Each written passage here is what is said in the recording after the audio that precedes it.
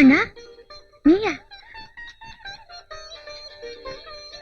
செண்பகம், நீ எப்ப ஜெயில இருந்து விடுதலையாய் வந்த? காந்தி ஜெயந்தியை முன்னிட்டு முன்னாலே விடுதலை பண்ணிட்டாங்கம்மா. செண்பகம், நீ நல்லா இருக்கியாம்மா? நான் விடுதலை ஆனதுல உனக்கு சந்தோஷம் தானே? எனக்கு சந்தோஷம் தான். ஆனா இது என்னென்ன விளைவுகளை ஏற்படுத்துமோன்னுதான் எனக்கு பயமா இருக்கு. என்னம்மா சொல்ற? என்ன நல்லா பாரு, என்கிட்ட எந்த வித்தியாசமும் தெரியல. உனக்கு எப்பமா கல்யாணம் ஆச்சு? யாரு மாப்பிள்ள? ஏமா, நான் விடுதலையாகி வெளியே வர வரைக்கும் காத்திருக்க கூடாதா? நீ விடுதலையாகி வெளியில வரணும்னுதான் நான் இந்த தாலியையே கட்டிட்டேன். புரியலம்மா. பலமுறை உன்னை ஜெயில பார்த்தப்ப என்ன தவிர வேற யாராவது வந்தா சந்திக்க கூடாதுன்னு சொன்னேனே, ஞாபகம் இருக்கா? ஆமா. அதுக்கு காரணம் யாரோ ஒருத்தர் நான் வரும்போதெல்லாம் ஜெயிலுக்கு வந்து உன் பேரை சொல்லி உனக்கு எப்ப விடுதலைன்னு விசாரிக்கிறதையும் வெறி பிடிச்ச மாதிரி போறதையும் நான் பல தடவை பாத்திருக்கேன். யாரவன்? நீ சின்ன வயசுல கொலை பண்ணியே அந்த சின்னசாமி கவுண்டர் பிள்ளைதான் அவர். உன்னை பழி வாங்க அலையத தெரிஞ்சுக்கிட்டேன். அப்புறம் அவருக்கே தெரியாம நிழல் மாதிரி அவரை பின்தொடர்ந்தேன். அவர் மனசு மாத்தவும் உன் உயிரை காப்பாத்தவும் என் வாழ்க்கையை பணயமா வைக்க முடிவு செஞ்சு இந்த பாய் உதவியோட அவருக்கு நான் மனைவி ஆயிட்டேன். என்ன மன்னிச்சிடுங்க. அந்த கொலவெறியை கொஞ்சம் கொஞ்சமா அவர் மனசுல இருந்து மாத்தி வாழ்க்கையில ஒரு பிடிப்பை ஏற்படுத்தவும் குழந்தை குட்டி மனைவி எனக்காக செஞ்சிருக்க தியாகத்தை நினைச்சு சந்தோஷப்படுறதா, இல்ல கத்தியும் கையும் அழையிற ஒருத்தனுக்கு கழுத்தை நீட்டி இருக்கேன்னு கண்ணீர் விடுறதான்னு எனக்கே தெரியலம்மா. இப்ப கண்ணீர் விட வேண்டிய நிலைமையில நான் தான் நிக்கிறேன். என் கணவருக்கு நீ யாருன்னு தெரிஞ்சுட்டா சத்தியமா அவர் கொலைகாரர் ஆயிடுவாரு. செண்பகம், நான் அவங்க அப்பனை கொன்னதுல நியாயம் இருக்கு. ஆனா அவன் என்ன கொல்ல நினைக்கிறது என்னமா நியாயம்? நீ கொன்னது நியாயம், அவர் கொல்ல நினைக்கிறது அநியாயம். இது என்னென்ன நியாயம்? செண்பகம், அப்ப நீ சின்ன குழந்தைமா. கிராமத்துல நம்ம அப்பாவோட உயிர் நண்பரா இருந்தாரு அந்த சின்னசாமி கவுண்டர். ஊர் நாட்டாமங்கிற முறையில அப்பா கிட்ட ஊர் விஷயங்களை கலந்து ஆலோசிப்பாரு. ஒரு நாள் என்ன கூப்பிட்டீங்க? உங்ககிட்ட தனியா பேசணும்னு கூப்பிட்டேன். என்ன சமாச்சாரம்? சொல்றேன் வா. இந்த ஊர் நாட்டாம நான். 10 தலைமுறைக்கு சொத்து இருக்கு எனக்கு. 10 பைசாக்கு வழி இல்ல உனக்கு. பொண்டாட்டி பிள்ளை கூலிக்கு விட்டு வயத்தை கழுவுற நிலைமை. அப்படி இருந்தும் இந்த ஊர்ல என்ன விட உனக்கு செல்வாக்கு அதிகம். இது எனக்கு ரொம்ப அவமானமா இருக்கு. பணங்காசு கொடுத்து ஊர் ஜனங்க மதிப்பையும் செல்வாக்கையும் வாங்கிட முடியாது சின்னசாமி. நல்லெண்ணமும் நேர்மையும் தான் தேவை. எனக்கு பணம் ஒண்ணு போதும். அதை வச்சு எதையும் சாதிக்க முடியும். சாதிக்கிறதானே? சாதிக்கத்தான் போறேன். நரபலி கொடுத்தா தான் சில காரியங்கள் சித்தியாகும் கேள்விப்பட்டிருக்க இல்ல? ஆமா, கேள்விப்பட்டிருக்கேன்.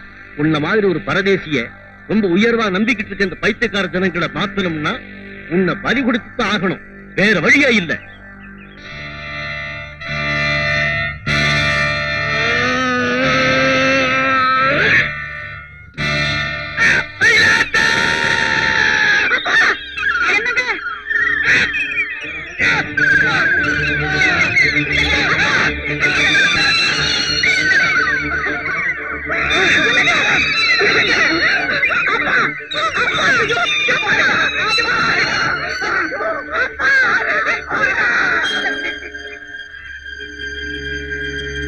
காட்டுலாக்க அதிகாரிங்கிற முறையில இந்த வழக்குல நான் சம்பந்தப்பட்டிருக்கேன். இந்த கொலையை சின்னசாமி கவுண்டர் தான் செஞ்சிருக்காரு. அத கண்ணால பார்த்த சாட்சிகள் நீங்களும் உங்க மகனும் தான் ஊர்ல பேசிக்கிறாங்க. அது உண்மையா இருந்தா யாருக்கும் பயப்படாம துணிச்சலா நீங்க கோர்ட்ல வந்து சொல்லலாம். உங்களுக்கு தேவையான உதவிகளையும் பாதுகாப்பையும் நான் செஞ்சு தர தயாரா இருக்கேன். அம்மா, உனக்கு அந்த சின்னசாமி கவுண்டருக்கு ஏதாவது தொடர்பு இருக்கா? அதனாலதான் நீ இந்த ஆளை காட்டி கொடுக்கலையா? நீ என்னடா சொன்ன? எங்க அம்மா பத்தி யாராவது தப்பா பேசினீங்கன்னா உங்களை கொலை செஞ்சிருவேன்னு சொன்னேன்.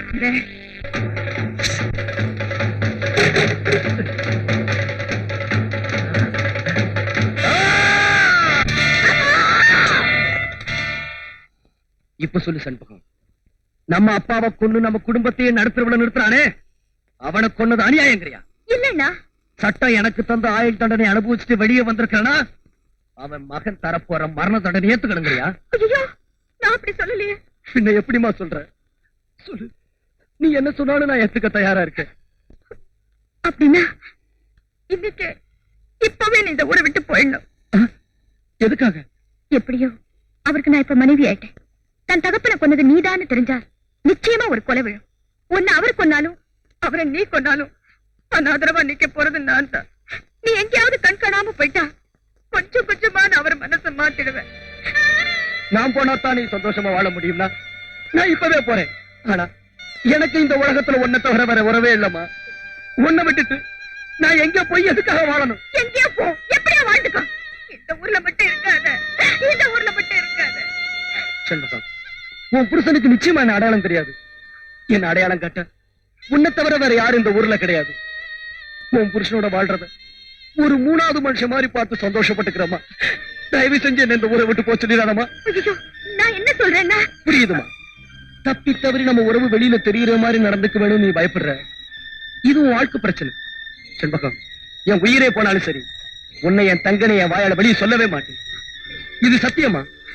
சரி சரி, என்ன அவர் தேடுவாரு. நான் போறேன். நான் சொன்னதெல்லாம் ஞாபகம் இருக்கட்டும். தைரியமா போமா. உனக்கு வேலை கொடுக்கறதுல எந்த ஆட்சேபனையும் இல்ல. எனக்கு மட்டும் நீ உண்மையானவனா நடந்துகிட்டா சரி. என்ன பேசாம இருக்க? நான் எல்லாருக்கும் உண்மையானவனா இருக்க முடியாத நிலையில இருக்கேன். ஆனா உங்களுக்கு மட்டும் நிச்சயமா உண்மையா இருப்பேன். எனக்கு அது போதும். உனக்கு நான் என்ன வேலை கொடுக்க போறேன் தெரியுமா? எதுக்கு நான் தயாரா இருக்கேன். ஓ அப்படியா? காளே, குதிரைகளை பாத்துக்க, இவனையும் கூட வச்சுக்க. ஆகட்டுங்க. நம்மோட மோதினவனையே கூட அனுப்புறாரேன்னு நினைக்கிறியா? சண்டை சச்சரவுகளை வீர விளையாட்டா எடுத்துக்கணும். என்ன? அதெல்லாம் நான் காலையிலேயே மறந்துட்டேன். இந்த ஆள் அதை மனசுல வச்சுக்கல. சரி, என்ன பொறுத்த வரைக்கும் உன்னை நண்பனை அடையறதுல சந்தோஷப்படுறேன். டாபா, இந்த மாதிரி மனப்பான்மை உள்ளவங்களை தான் எனக்கு பிடிக்கும். காளி, கூட்டிட்டு போ. சாப்பிடறதுக்கும் தங்கறதுக்கும் வசதி பண்ணி கொடு. சரிங்க பாப்பா, இதுதான் என்னோட வசந்தமா. அடடே, ஆச்சரியமா இருக்கே. நீங்க கூட யார் கூடவா பேசிட்டு வரீங்க?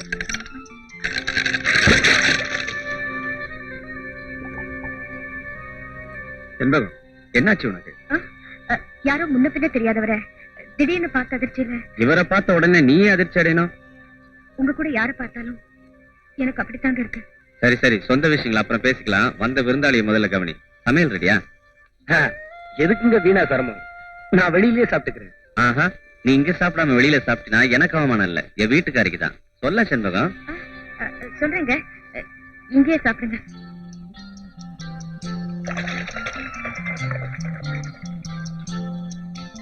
செண்பகம், இவர் வேற யாரும் இல்ல, என்னோட தான் இங்க வேலை பார்க்க போறாரு. ஊரு பேர் இன்னும் ஒண்ணும் விசாரிக்கல.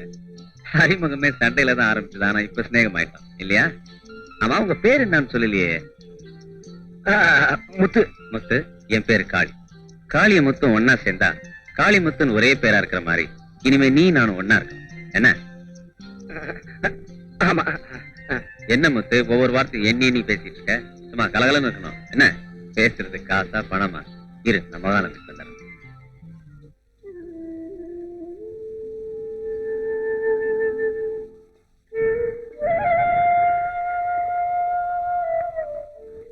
என்ன மன்னிச்சிருமா.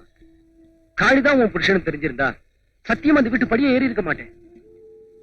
இது வரைக்கும் மடியில தான் நெருப்பு கட்டிட்டு இருந்தேன். இப்ப நீ என்ன அது மேலேயே நிக்க வச்சுட்ட. என்னால நீ அந்த கஷ்டத்தை அனுபவிக்க வேண்டாம். நான் இப்பவே போயிடுறேன். நில்ல. வந்த விருந்தாளி சொல்லாம போயிட்டா பழி என் தலையில தான் விழும். ஏன் போனேன், எதுக்கு போனேன்னு அவர் ஆராய கிளம்பிடுவார். அது பெரிய விபரீதத்துல கொண்டு போய் விட்டுடும். செண்பகம், உனக்கு ஏதாவது சோதனை வந்தா துணையா இருக்கலாம்னு வந்தேன். இப்ப நானே உனக்கு சோதனையா வந்து சேர்ந்திருக்கேனாமா. நான் என்னமா செய்ய முடியும்? நடந்தது நடந்து போச்சு. நீ அவருக்கு சிநேகிதனாவே இரு. ஆனா எக்காரணத்தை கொண்டும் நமக்குள்ள உள்ள உறவை அவர் தெரிஞ்சுக்காம நடந்துக்க. அது மட்டும் இல்ல, அவர் தேடிட்டு இருக்க ஆள் நீதான். தப்பி தவறி கூட சந்தேகப்படும்படி நடந்துக்காது. செண்பகம், அவன் தேடிக்கிட்டு இருக்க ஆள் நான் தான். என்ன காட்டி கொடுக்க ஒரே ஒரு ஆதாரம் இருக்கு. அது வேற ஒண்ணும் இல்ல, நீயும் நானும் அப்பா அம்மாவோட சேர்ந்து எடுத்துக்கிட்ட இந்த போட்டோ. நம்ம எல்லாரையும் பழிவாங்க இது ஒன்னே போதும். சின்ன வயசுல அவர் உன்னை பார்த்திருக்காரு. இது நிச்சயமா உன் அடையாளம் காட்டி கொடுத்துரும். இதை இப்பவே உன் கையால அடுப்புல போட்டு எரிச்சிடு. அத்தோட எல்லாமே முடிஞ்சு. முத்து, நீ போய் கை கால் அலம்பிட்டு வா. நான் தலையே முழுகிட்டேன். என்னப்பா சொல்ற? காலையில என்ன தேய்ச்சு ஆனந்தமா தலை முழுகனேன்னு சொன்னேன். ஓ, ஒரு நிமிஷம் இரு, சாமி கும்பிட்டு.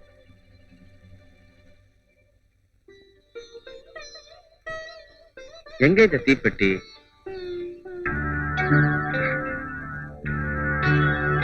சமையலுக்கும் அதே பெட்டி, கற்பூரம் ஏத்துறதுக்கும் அதே பெட்டி. செண்பகம், சோத்த பூரா கொட்டிட்டியா? இன்னைக்கு பூரா உனக்கு என்னாச்சு? ஏதோ படபடப்பா இருந்ததுங்க, இப்ப சரியா போச்சு. பாவம் முத்து பசியோட இருக்கான்.